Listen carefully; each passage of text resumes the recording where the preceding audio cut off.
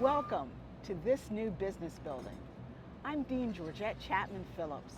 Thanks so much for joining us as we follow the progress of the construction of the new Lehigh Business Innovation Building.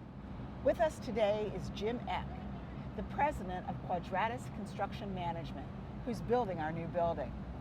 Welcome, Jim. Thank you. You know, looking at the building, I see so many different types of stone. Could you tell us more about the type of stone that you're using? We have three main types of stone in the building. At the base, we have a Pennsylvania sandstone.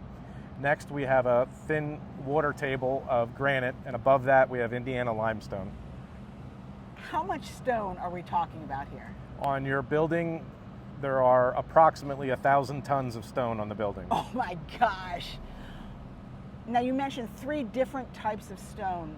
What are the advantages of each type that we're using? Well, all three are very durable, so you're going to have a building that's going to last a very long time. The base Pennsylvania sandstone is in keeping with the other Pennsylvania sandstone on your campus, and then the granite layer water table gives us a separation between that and the Indiana limestone above. I'm looking at this limestone, and as they have been putting it on the building, how do they secure the limestone slabs to the building?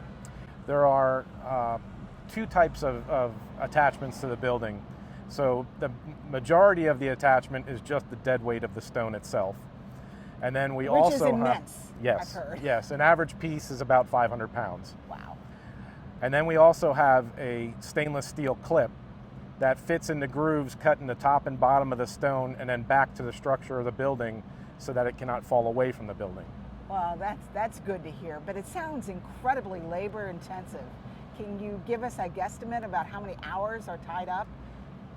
By the time we're done with the project, you're going to probably have about 8,000 man hours in putting the stone on the building. Wow, wow.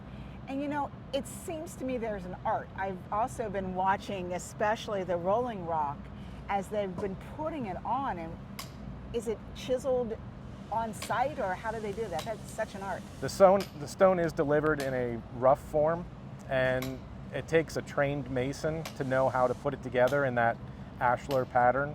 Right. And they'll nip and tuck it here and there to make sure it fits in those spots. I think the thing that really makes a difference is they keep the width of the joint consistent. Right. And it makes it look like it was done purposefully.